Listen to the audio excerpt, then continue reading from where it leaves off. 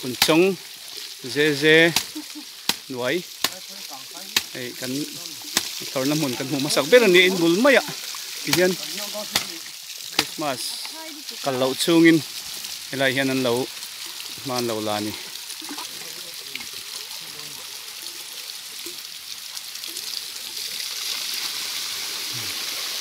vong hem mấy dêm li lại hiện ăn lẩu xiêm về nè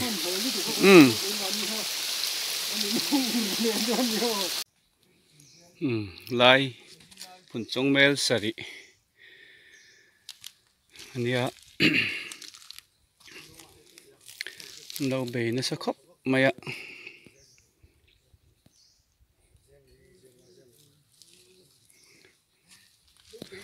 dêm lý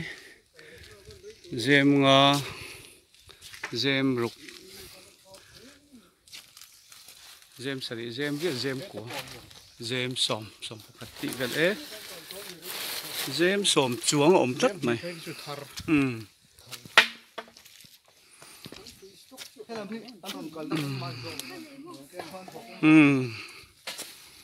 khóc mày hay anh dùng một suốt lúc mày lại tên lẩu xiêm thơ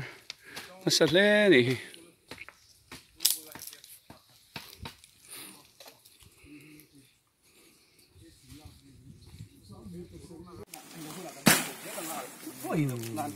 dê thằng hay factory nãy té à apa ni na lo ni der mai mel sari en pu hoin hen pu in hal do na akit pa hay thì hen abu khi chu ăn kit phốt dê là ni mà sao biết là tan hen pu hiện thì na abu khi chu ăn kit phốt dê là hal po hi phim khurangai to khop mai hay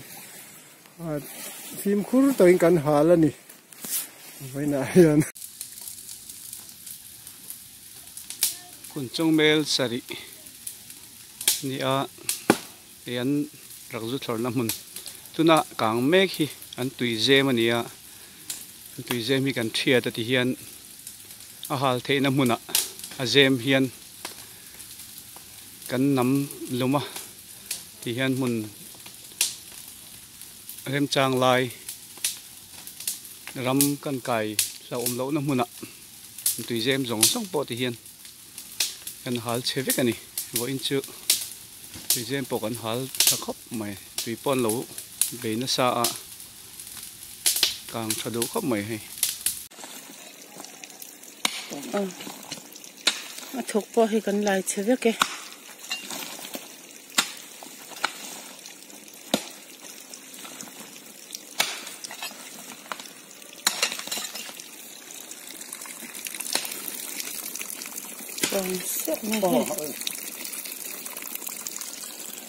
đủ lại các thực phẩm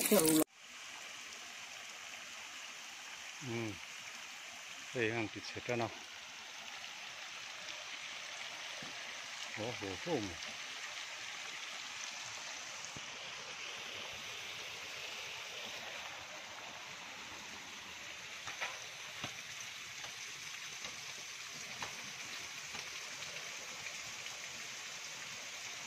lấy chú mà các chỗ nó thu vác đó lâu thì khai rồi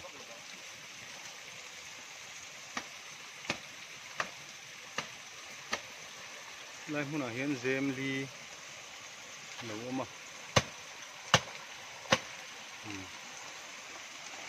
mình nên dêm ngã số lại mình nên số dêm rục cái này kia mình sẽ chú tùy đã hồn là này